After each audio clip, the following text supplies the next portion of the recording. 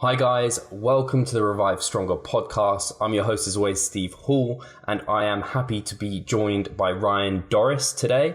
I think a lot of the listeners will be aware of Ryan, or at least if you're watching on YouTube, you might recognize Ryan. He is someone who's been in kind of our little niche of kind of the followers of the podcast are very much into like 3DMJ, those sort of people. And so Ryan has been, and he's a natural pro bodybuilder, and he's been in that scene. And that's where I kind of found him through kind of Eric Helms and 3DMJ and kind of looking through their stuff. And then Ryan's name popped up because he is a very competitive natural bodybuilder and has done incredibly well with that. I also then learned about Ryan more so when he had some kind of work with De Novo, where he was the kind of co-owner there, and has recently more so moved towards Fortis EQ, which is his kind of company right now, which is really exciting. He's producing some great work. He has a marketing BS. He has a master's in business administration and in international management. So there's a lot of kind of, knowledge. I mean, if you've got a master's, if you've got a BS, you've obviously invested in a lot of education. And that makes just more knowledge is always better, and you can apply it so many ways. So I find that very interesting. As I said, he's competed as a pro natural bodybuilder. He also transitioned more recently, well, not even that recently. He's been a powerlifter and a very competitive powerlifter for a very long time now, and has done really well in that arena too. He's just a great athlete in general. Is there anything you'd like to add to that, Ryan? That's the most I've got on you, really. No, I mean, and shout out to my mom for supporting all that all these years. So that's really about all I got to add to that. That was good. Thank you. No worries. And I'm excited because you're currently in, I don't know how many weeks out you're now from shows, or how many weeks in. I think there's like 20 weeks or so. It's a range right now. So I've generally done 2 to 3 shows as my cap. So this year I'm going to try 4. Cool. So I think the first one is within 20 weeks, and the last one, I don't know. I think 27. I'm not sure. I really don't. I should know. I don't know. I'm sorry, but it's within 10 weeks. I know the first and the last one are within 10 weeks of each other. So no, I think it's quite healthy that you don't know. I always find it funny when people are like, I don't know, 97 weeks out from my show, and I'm a bit like, how do you even know that that's not like, that's 97 weeks? That's a long time. You know what, man? I think I've learned a lot from powerlifting. So 2012 was the last time I competed in natural bodybuilding. And then in this 2018 currently in that space, I was competing in raw powerlifting with some of the best there. And I found, one thing that I noticed about powerlifters is that they're mentally different, because they are statistically, I guess on average, they're more of a well-fed group. Like literally, yeah, that's not a deep statement. They're just a well-fed group, right? And so like you learn a lot of these lax behaviors like in a surplus from a lot of these lifters. And so I guess some of those traits have carried over back to bodybuilding, and I just don't know how many weeks out I am. I just don't have that same romanticism going in and killing myself, right? Because like you learn these principles in powerlifting training that when you come back over, it's just like, dude, just work hard, look at the data week to week. And I mean, I still got bills to pay, I still got to work, right? Like I got to work. And so it's a little different this time. It's very detached. I feel like I have no heart in it. I feel like I'm not very passionate about it, but I'm doing better than I've ever done because of that. And it's going well. Yeah, so that's really good, because I think, and kind of refreshing to hear, because I think a lot of people see, I don't know, someone who comes to mind is like Gary Vee, and he's all about grind and putting in the work and going all in on one goal and being almost obsessed with it. So almost the fact that you've detached yourself from that goal has allowed you to move further towards it in some ways. I think everything Gary Vee says is correct, but I think at this point, I'm 30 years old, right? Like I didn't get here by not doing that. So the work is a foregone conclusion. So talking about hard work, just to me at this point, it's the thing that you have to do more than anything. So it'd be like every day waking up to me and talking about how much you got to breathe every day. Like, yeah, it's old. Like, we get it. Like, you have to breathe every day. You have to work hard every day. So for me at this point, I feel like I'm not without that passion, without that romanticism to it, I also have nothing to lose. Like when I did love it so much, I was afraid. I was like, well, if I don't lose exactly this week, or, well, I don't want to eat this less amount of calories. Like I was more afraid because I loved it so much. I was so attached to it. Dude, like if I had to eat 2 grams of carbs, I'd be like, all right, I mean, I guess I got to do what I got to do, right? Like if I have to diet, I'm just like, all right, well, this is what the process calls for. So I feel like the process and I are eye to eye. There's no middle opinion of how much I love this or how much I want to be tight. I'm just doing what I need to do to the maximum every day. And I feel very professional about this year and this approach. So I mean, we'll see how it goes. I might lose talking all this shit, you know what I mean? Like it may not work, but I'm going with how I feel for right now. So no, I think that's nice, because I quote that kind of reminds me of from Jeff Alberts when he was on the show. I think he said experience cures anxiety. Yes. You've been there, done that. You kind of, and when we talk about, I don't know, if you ever get someone approaching you, it's like, how do you stay motivated for the gym? And it's like, well, that's not even something that comes into you. That's not even on your radar. Motivation isn't even, it's just, you do it. It's just something you do. Yeah. And I think a lot of younger competitors, and I did when I was young, I use this as my drug, like meaning that I think a lot of young people see success and they attach it to the emotion of I'm going to go for greatness, I'm going to go for excellence, when in fact greatness and excellence is one of the more boring things, right? There's not many highs and lows associated with it. It's just doing the same thing consistently over and over. And for me, it's really come down to saying, all right, I'm human. I can pick maybe 3 or 4 things that I can be at, I can be good at one time in my life. So what is that? Doing competing,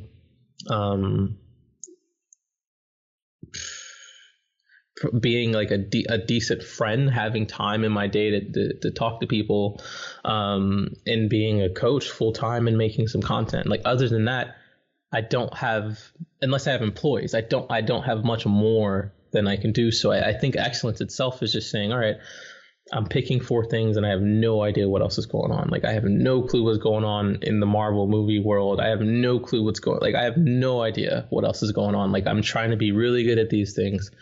And the more time I spend actually just doing them without highs or lows, the more the emotional feelings just kind of smooth out, because it is my new reality, right? Living in that reality. So I'm not using it for my endorphin rush. I'm not using it for my excitement to feel like I'm great. I'm just doing the thing and being it, which is much simpler. So does that mean you haven't seen Infinity Wars, or do you even know it's out? So like a lot of people, I got sucked back into the Marvel universe through Black Panther, and I think the new one that's coming out, Captain Marvel, is going to be big too. It's just going to be like, there's been obviously female leads, but I think this is going to be like a huge female lead. So like, I say I don't know what's going on because I just found out what's going on. Like I literally just looked up the statistics on like how much money this thing is making, right? And I saw how much these films are making over and over, and I'm just like, whoa. And so like I saw Black Panther, then I saw Marvel, the Infinity Wars, and I was so goddamn lost that I was like, and I read this like stupid like BuzzFeed article. It's like how to watch Marvel movies in order, and it started with like, dude, and then like I literally have a list of like, not the X-Men movies, just the universe movie, like, and I'm just gonna watch it. I don't know when. So like right now I'm watching about 15 minutes a day. And I can, like, I'll eat, then I'll watch like 15, 20 minutes. Then I'll be like, all right, I got to get some stuff done. So I'm getting through the Thors. It's good, man. It's good. But what's odd is that I've been watching these slowly, albeit, but realizing like, okay, it's the same thing over and over. It's like some evil force, and then the good has to fight the evil. And then it's like really an analogy for life, right? And it's why I don't feel so emotional about this prep. It's because there will always be some evil force, some evil resistance. There will always, like, there's always some bad guy. over and over and over. That's what all these movies are about. And I'm like, dude, that's my life, right? Like, so why should I get so emotional and up in arms if I know that there's always going to be some bad guy to try to come and sabotage what I want? So it's like, you should just handle it professionally every time it comes. No different than S.H.I.E.L.D. or Avenger does. You know what I mean? So it's like, that's the nerdiest thing I ever said. But but there's some merit to it. It's like the evil never stops, bro. So why get emotional and feel like I have to flare up my chest and say, I'm going to go hard and grind? Yeah, you're going to have to do that until you die, until you pass out. So I learned a lot from these 15-minute movie intervals, if you can't tell by now. I'm super impressed you can keep yourself to just 15 minutes and then shut it off. Dude, you know what it is? I'm greedy because I see people. I'm motivated by people's work. So like the first exchange we had, I think the first thing I said to you was, holy shit, you've done a good job with this podcast. Like I'm so impressed by people's ability to do a body of work. I think that to me is something that's always appealed to me, to see good work done over a consistent amount of time. So when I see someone do good work, I'm like, I always want to leave, right? So like I'll even go to like a concert. So like I remember I went to a J. Cole concert years ago. Like I was in college still, and it was before he was really big, and I was just like, I was so proud of him, how well everyone there knew his songs. And like, dude, I went to a Paul McCartney concert, and dude, like I wanted to run out. Like I want that. It's like I'm so proud of what he's done, or I'm so proud of what this person has done. It's like that's motivating to me, right? So it's like when I watch greatness, even if it's a movie and I'm just like, man, these people have done a good job. And after like 20 minutes, I start itching, and I'm like, let me go work on my thing. Like, let me go build my thing a little more. So that's why I can keep it down, because I just get motivated. It's like, that was an amazing scene. Like, how did they do that? And, so that's how I do it. That's the secret. That's really cool. That's a perspective on it that I would have never really thought about. I guess it's like when you see people as a competitor, they can either drive you to work harder, or you can kind of just focus, or you can focus on yourself, or it can make you work less hard and you feel like you're going to do worse.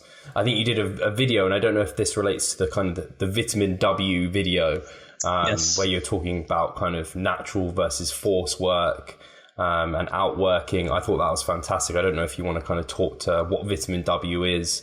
Explain that. So I think it's just like there's always this back and forth, I think, with most people in the Western world between your work you and then your, I don't know, escapism you. And so we see this every Monday morning. People are like, oh, Mondays, don't talk to me until I have my coffee, right? They have to switch. We as people have to switch back into our work character every Monday or every day or something like that. And I think people have two lives. They have their life that is escapism and they're free to do what they want. And then they have their life that is work. I think I'm lucky enough, and a lot of people are lucky enough, to find some type of work that makes you feel free, right? So like when I would do client work, I don't exactly feel free, right? It doesn't like feel like I'm liberated. But there are some things I'm doing. So like I'm writing a training ebook right now, for instance, just a free book, nothing big. And I feel liberated when I do it, right? I'm working, but I'm also getting my escapism in one, right? So I think that Vitamin W is like, how can you find work that feels like it's just as fun as watching a Marvel movie, but it's also constructively good for you at the same time. You know what I mean? So, or another form of escapism I have is going for a walk. It's still cardio, and it still adds to my purpose, but it's also escapism at the same time. So I think trying to merge those two have been what's healthiest for me in my life. Like on a day-to-day basis, I feel most excited. I feel like I want to talk to people. And it's a lot healthier than just like, quick coffee or something to perk you up when you can just get a natural high. So no, I like that, and I can really relate to it in terms of kind of like free social media content, like this podcast. Yeah. Like I never started it as it would be like a marketing scheme or like to get clients. It was more, how can I talk to people I want to talk to and kind of get more knowledge? Yeah. So it does both for me there.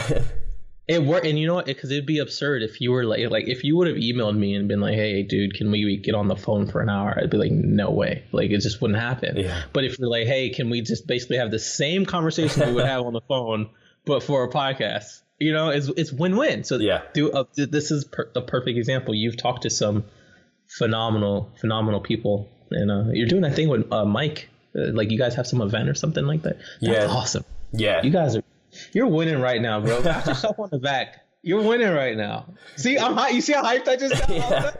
You're gonna leave the podcast and get on with your own stuff. Do my own shit. So actually, we also touched on something I did want to bring up, and I wanted to give a name to it so the listeners kind of knew what it was about. And you kind of talked about you're being quite specific about what you're focusing on. You've got a handful of things, and this relates to a video you also did that was kind of talking about the hierarchy of needs and to do with Maslow. And then you talked about the Jenga-Theory, which I really liked. So kind of starting strong and then only removing certain pieces and trying to keep that kind of Jenga puzzle alive. And I don't know if you want to talk about kind of, a lot of people talk about sacrifice during contest prep, and whether you've got any kind of good kind of words of wisdom. I thought that was a great video. Yeah. I think that kind of ties back to the small comment that I said, you have to pick like 3 or 4 things. And I think that's, so like there's this guy, this super military American dude, Jocko Willink or something like that. I'm sure a lot of people have heard of him. He's hardcore. He's just too hardcore for me. Like I can't listen to him for more than like 10 minutes, but he has this philosophy where he says discipline is freedom. And what he means by that is essentially like you're a slave to anxiety if you don't choose. And when you do choose, you become free. Yeah. And I realized that life itself is just boring. Like, I don't know, if you look at the universe, right, it's based off, it's either this place is stable or this place is chaotic. Like that is in short, like the universe. That's Marvel. That's all, every Marvel movie too. Right? Like, and so it's like, every person to have some stability in their life needs a foundation. And so I think a lot of us haven't objectively identified what our foundation is. So for me, that foundation may be expressing myself to a friend every day. And can I check that off my list every day? Or it may be, you may wonder why you feel like shit during your workout. It's like you didn't drink a gallon of water today.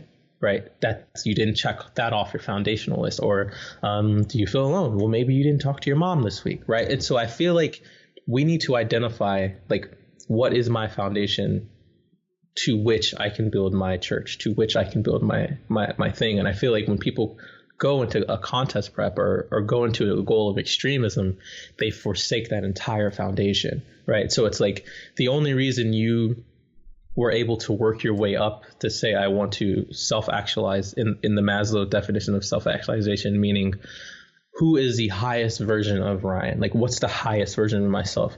Like, the only way you can climb to the mountain and say, what do I want to be, is if you're able to actually climb to the mountain. Like, all right, like you have to have a foundation that you climbed on. So you are healthy from Maslow's perspective. You eat every day. You drink every day, you're sleeping well, you have family, you have your social needs, you have maybe good romantic, like everything is good. And because you are healthy, your brain can relax and say, what is the highest version of me?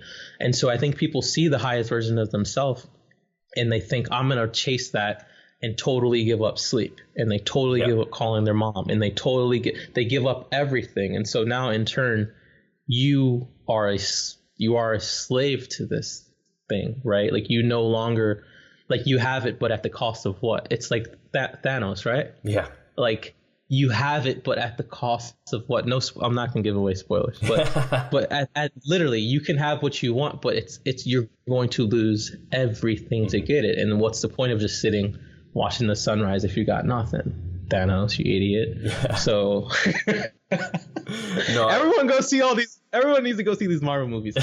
So I don't want to skip over the question you said.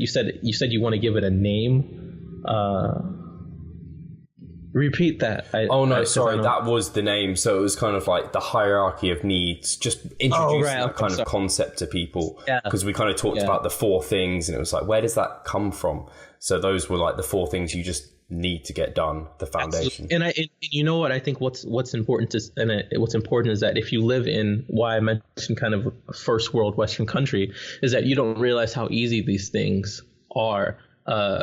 Like, if I want tap water, if I want clean water, I just literally turn my faucet. If I want hot water, it always works, right? And so like, you don't realize how many foundational things are just put in place by the government and by the society you live in, right? Like, you don't have to worry about your threat of safety and things like that. So like, I think we take our foundation for granted and are totally willing to throw it away. But I think everyone needs to do that and go through that in their life and totally feel like, I guess the word would be when people feel lost or feel empty, it's because they don't have a foundation. Mm-hmm. And so that's been my biggest thing currently at my age, is how do I, and it's why I feel so detached during this prep. I have such a strong foundation and such a strong base.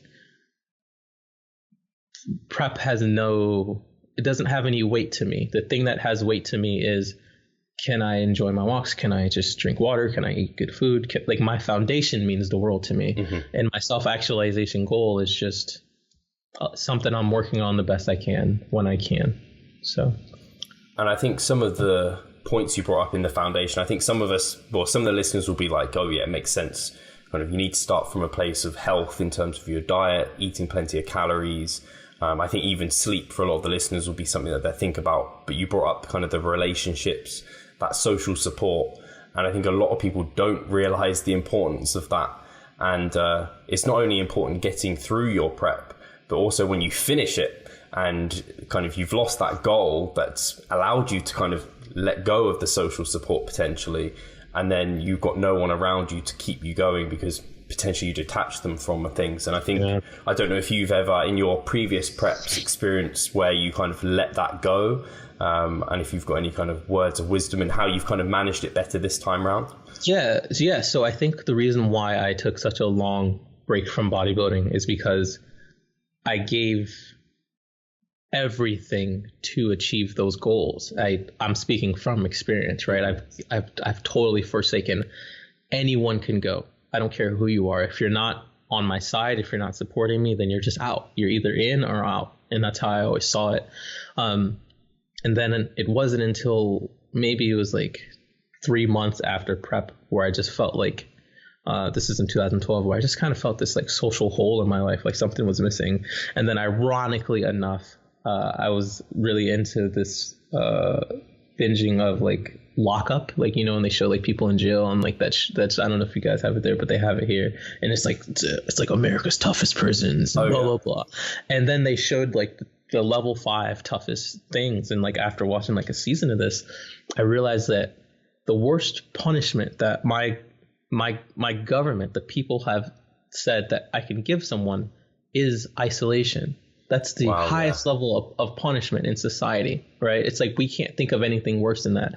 Like, even when you get put on death row, they just isolate you until a random day they may kill you, maybe 15 years, 25 years, whatever. But the punishment is isolation, right? And so I thought, I kind of put pieces together. Like, why would I purposely give myself the harshest punishment known to civilization, right? It's the worst thing we have. Throw him under the jail by himself. So I've realized this, right?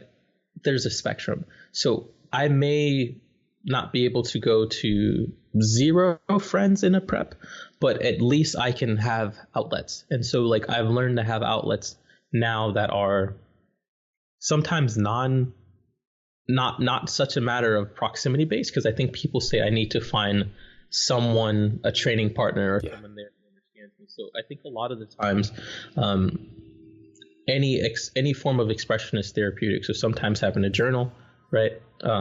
Me like kind of looking at my old self and thinking about how I felt last week helps. Me talking to the internet helps, right? Like I do those videos because I literally am by myself speaking to the camera. Like I'm not giving advice or lecturing. I'm just talking to the camera. Like the camera is actually like my friend. Like, and then like I put it out to the world, and then I crowdsource people who feel similar to me, right? Where I couldn't maybe find that in my neighbor. I couldn't find that in my best friend. So it's like you can't hold people accountable when they don't understand. And that's the thing that I realized. I realized that sometimes people don't understand. People understand up to their point of competence, right? Like if you want to be world champion, you statistically will be the only person currently who in the world who understands. You won. Like no one can do what you do. So I can't hold that against my girlfriend if she doesn't fucking get it. I can't hold that against my mom if she's like cooking chicken and oil talking about you want to eat, right? Like I can't. And so like I used to hold these things against other people for not understanding my plight, my story, and say like, fuck you, I just won't come back until this is over. And I've just learned to not put, they're human. I can't put these expectations in friends and people in my life. And if I want to go on a journey by myself, I need to find larger ways to try to communicate. Sometimes that only person is myself in a journal or something like that. Sometimes it's the internet. Sometimes it's people who are in proximity. But I think you just need to know that it's going to be mostly alone in the understanding of it. The more unique your goal becomes. But total isolation, terrible idea. Yeah, I think bodybuilding's an really isolating sport. I mean, it's the most selfish sport, if it is a sport even. Absolutely. You can really think of. So yeah, I think having the understanding that other people aren't going to understand it is a great thing to have. And that's a hard thing to digest. Yeah. I think. I still find it hard when I go to my parents and I'm talking macros or something and they still don't get it. And I'm like, they're like, I want to lose some weight. I'm like, you just need to adjust this. And they're like, what do you mean? Can't I just chop out bread? No. And it's always frustrating, but some people you just have to accept it's not their area of interest. So yeah. Do you think that you could have achieved what you have achieved without going through that? If you could have gone and talked to your past self, do you think you could have not isolated yourself so much? No, everything. I don't know if this is narcissism, but I think every single thing I've done in my life has either because it's been calculated, and at the time I thought it was the right decision, or I went with my gut, right? So like everything I've done in my life, I had to do. So there is right now in this prep some degree of isolation. Yeah. And it's not because I'm isolating myself, but it's only because I'm not on, just no one's on my program, and it's totally understandable, So I've been doing different things this time around though, right? I've been trying to make sure that like I take at least one day off a week and I just do something just to fit in and feel like I'm not so removed from society. So like sometimes on Friday I'll go to the pier or I'll go to the beach or I'll go on a hike, and you'll see people who are like, oh, I like doing this too on Friday. I like something, right? So I'm not so far removed from society. So like I said, it's something that still includes me in the world, but it's also something that at the same time still adds to my goal in escapism, right? So I'm not totally off track. So yeah. And is there any other kind of things that you've done differently this time around in your prep to other times, like actual, nutritional strategies that are slightly different that allow for it to be more comfortable, or even training strategies? Anything there that's different, or is it all the same and it's more just that experience? It's different. It's different because I'm older. I have to eat a lot less than I remember eating, right? But you hear that about people just with anyone in age, right? It's just your metabolism is not the same as it was when you were 23. And it's like, I'm 30 years old, right? It's like, I can't believe how much it's changed. So some of those things have changed in the physiological aspect, right? Like I can't do the same things because of nags and injuries. But that's just like any sport for any athlete over time. But I would say everything has been, it just feels less intense. honestly, just mentally. I think I used to want to compete with people. I wanted to prove to people that I was good. And I did, obviously. Like, I wanted to prove what I was. And I just really feel like I have nothing to prove this time around. And I don't know, it sounds cheesy, but it really feels like I just have a real fear that I can't beat my younger self. Right. And that's the thing that's driving me right now, I'd say, during this prep, is like, dude, that kid was hard to beat. Like, I'm not gonna lie. And I know the shit he did to be that good. Yeah. And so it's like, can I beat him? I honestly don't know. I honestly don't know. But I'm gonna try my best, right? So I mean, I got nothing to lose. I'm just going for it, and the work is still hard. I'm just still, it's all the same. I'm just not. Yeah. So. No, it's interesting. And I know you even had a good video as well on kind of self-sabotage and kind of worrying about things and getting in the way of yourself. You've kind of talked about how I think your approach is really good in that you look at your past self and you think, wow, that was really good. I want to beat that. Whereas other people, they're almost like, I did that well then, maybe like, oh, I'll just eat a little bit more now because maybe I won't actually compete because I probably won't do as well. Self-sabotage. Yeah, I'd love to hear about kind of how you make sure in your mind that you make that a positive rather than a negative. Yeah, so so a little background on this. There's this guy. I wish I know. His name is I'm gonna guess his name. I think his name is like Robert Sapolsky or something. He's I may be way wrong on his name, but he's a psychologist, a professor of psychology. I forgot which university, but he puts out this.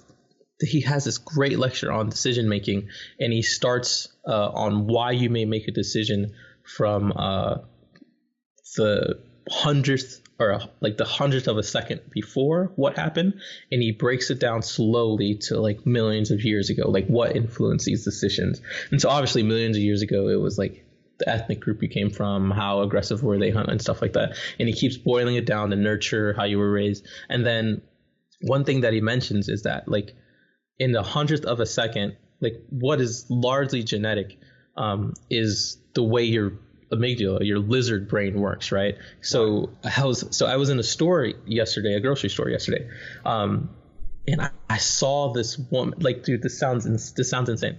So I live in Redondo Beach, and up next to where I live is a city called Hermosa Beach. Statistically, Hermosa Beach is like just white. It's just like all white people. Like, it's just like all rich white people. So I was in the store in Hermosa, and then I'm literally looking at low-fat feta cheese options for like 5 minutes, like just like trying to figure out which one I want. And then I turn around, and then there's this elder, she's at least 65 years old, Korean woman, and she's just like staring at me dead in my eyes. And dude, I turn around and I almost punched her. Like, I almost punched her, dude. And I was just like, ooh. And like, I caught myself, right? And so like, I was like, I wonder if she saw the fear in my eyes for like that small second. So the way this dude Sapolsky would explain this is that my frontal lobe processes things in 1/10 of a second, and my fear response processes things in 1/100th of a second. So my fear is just much quicker to make a decision than my logic can make a decision. Just a time thing, right? And then on top of that, I just trained, so my blood sugar was low, and I was hungry, and I'm more prone to be aggressive in that state. And so like, I look at that whole picture, and I just think that like, our fear is literally quick. It's just fast, right? So like, when you talk about self-sabotage, you may not even catch it. Like, it may be from a part of your lower brain that is coming up with an idea so fast that you didn't even get a chance to logic through it. So you may see something and maybe like, can I beat that person from last year? And before you even get to think about it, you just get a knee-jerk visceral response from all of those factors that could have been, right? So you are fighting largely a brain, that processes fear quickly and how you're genetically predisposed to fight that. And then depending on, are you hungry? Did you get in an argument this morning? Right? Did you sleep? Like, how did your, like, there's so many factors that go into fear that determine will you self-sabotage in this moment. So for me, I think, I don't know why, but I must have like the biggest amount of fear. Like, dude, everything for me is scary, right? Like getting out of bed is scary. It's like, like I self-sabotage everything. So I've had to literally learn how to like figure out who gets a vote, right? So every time I hear myself say something fearful, I hear it and I'm like, yeah, but you don't get the vote for the Ryan machine, right? And so like the only thing that gets to put its vote, the only, like, this isn't a democracy, right? Fear doesn't get a vote, right? Like that, no, you don't. Like the only thing that gets to rule this thing is my logic. So I literally have trained myself to go through these responses, these knee-jerk responses of fear and I don't know, and I go through them and then I catch myself maybe 5 seconds later and I'm like, shut the fuck up, you don't know what you're talking about, right? And so I think it's that fast, and I think people think self-sabotage is like something bigger than that, and I just think you just don't realize how quickly on a neurological level self-sabotage can happen. And until you're aware of that, until your higher brain can catch your lower brain, right? It's like if you put your hand, it's like anything. It's the same system if you put your hand on a hot stove or if you have to throw up, right? Like you don't make that decision. It's quick. So I've literally, when it comes to self-sabotage, observed myself throughout the day. And I assign a voice to be its boss. That voice is my mom in my head. That's just what I picked, right? I just picked literally my mother's voice to be the one to say, Ryan, shut up, or Ryan, come on, right? And so it works. I don't know why. But that's my system. And then I will say this, it never gets better. Come on. I'm just waiting for this thing to get better. Every day, self-sabotage never sleeps. Every day, dude. It never goes away. It will never go away. So it's like my full-time job every day. Oh, it's like that dude who fucking watches Asgard from the fucking, like, you know, on the watch. Like he never chills. Like he's always on watch. So that's how I feel for self-sabotage. I feel like it's something that it needs to be policed 24/7 because it's never automatic, and you always got to catch it when it comes and throw it in the trash bin every single time. So no, I like that, and it actually really reminds me of like procrastination. I know for myself, like Instagram is like self-sabotage for me. I know I can like if I just want to chill my brain and feel good, I'll just be like, I'll stop work for a bit, I'll go on Instagram. It's like, no, I need to not do that. But it happens every single day. It does, man. And so I think in turn, it's good that people like you and me are putting out content, because I think about Instagram a lot, because I know it's where people go to escape and waste their brain space. So I'm like, all right, if you're going to waste your brain space on me, at least let me help you a little bit in that time. And so that's why I refuse to put out, gimmick content. Just shredded pics, because you could. I could dominate that shit. Like if people want to go off just the physiques, no shirt, I would be one of the best. But I'm like, you know what? Let me just actually try to help these people. Try to help you, right? You know, but if people just want to escape their escapism of downtime, that's fine too. There's nothing wrong with that. But I appreciate your time, so I try not to waste it with anything I put out. So I actually think, you actually really could, and it's credit to you for not putting out that sort of content. Just as a side note, and another way I can see it is not just the procrastination, not just like the contest prep relation, but even in the gym. And whether or not it's like a 200 kilo squat, for example, and you've just got that in your head that you can't do it, and people get in the way of themselves. And I feel like some people, if you didn't tell them the weight on the bar, they'd be better with it. And I think it's like that working hard, and especially for the like contest prep, when you're more advanced as a lifter, to make those pushes to advance, they are really hard. And I think the body does make some subconscious decisions sometimes that stops people even going there. And I think your relation to making it genetic is very interesting, because I think there are people that can go there. And in fact, I feel like that was a quote from you. They're just dumb. They're dumb. They're just dumb. That was something from you back in the day. Go there, wasn't it? No, actually, I got that originally from Berto. He said it like one time, and it just resonated so much with me. And like, dude, like, I'm not like talking bad about Berto, but if you've ever watched Berto lift, he can just blank out he's like, he can go dumb. He's a smart dude, but when it comes to lifting, he can just like dirt face, and he's just like in it. And so like people who are cerebral, I notice. So I mean, I guess on a life level, if you have more fear, chances are your group will genetically survive more, right? It is the dumb person who will die walking off a cliff that feels no fear. But that dumb person will also be like, oh, fuck it, man, throw 450 kilos on, you know what I mean? Like, he'll just walk up and do it, no fear. And so it's like, there's this mix between being just smart enough and being just dumb enough as an athlete. Because if you look at people who play rugby or dude, they're stupid. You have to be very unaware of how your spine works to do that, right? And in that moment, you just have to be dumb. So that's what I like about go there. Just go and die and just see what happens, right? And you may come out successful or you may come out broken. So.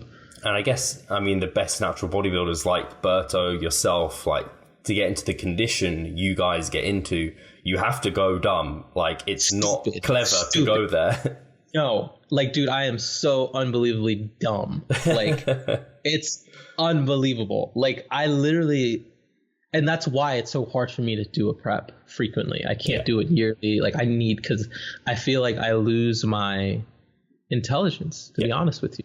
I feel like a part of me is lost, and I think the thing I appreciate about myself the most is my brain. And if I didn't have some type of higher intelligence to be in tune with things, I would probably be the greatest fucking natural bodybuilder. Honestly, I probably would do drugs. So I literally wouldn't think about it, right?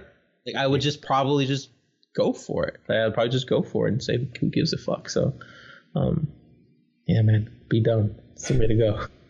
No, I think we've had a fantastic chat, and I want to thank you massively for your time. And I'm sure it's going to maybe develop a lot of questions and discussion. So I might have to get you back on, Ryan, if you would give us some more of your time. But I think we've had, it just gives a slight insight into the kind of philosophical mind that you have. And I think it's brilliant. And I definitely want to refer people to your YouTube channel and your Instagram, which will be linked below. But if anyone wants to kind of find more about you, Ryan, where should they head? Yeah, so my easiest things are my social media. So my YouTube, Instagram, everything is under the Natty Pro. That's just literally how it sounds, the Natty Pro. My website is fortiseq.com. So Fortis EQ is basically the project that I'm putting together, but I'm doing it via the style of content on those platforms, and it kind of explains why I'm doing this. So for me, philosophy isn't just about sounding deep or trying to just sound highbrow. For me, philosophy is understanding, right? If you can understand something, morale is higher. If a soldier knows why he has a fight, he will fight more proudly. And so for me, I feel that all we really have in this industry is scientific fact of how and why to go about things, in a belief system, and why you're doing this when it goes against your logic, when you're starving, right? And so I believe if you can have the highest amount of science, which a lot of great people are doing, why I'm not in that side, because they're doing phenomenal. And then there's a huge philosophy side, which people like me are doing, Bryce are doing, and just a lot of good cerebral lifters are doing. And I feel like the more people can understand the philosophy of this sport and us and why we do this thing as athletes, the less fear you have. Knowledge is power. Right. So the more you know, the better you do. So I'm basically dedicating Fortis EQ, that project. It's a thought project to tackling as many of those issues weekly as I can, on a big scale through videos, on a small scale through a daily post.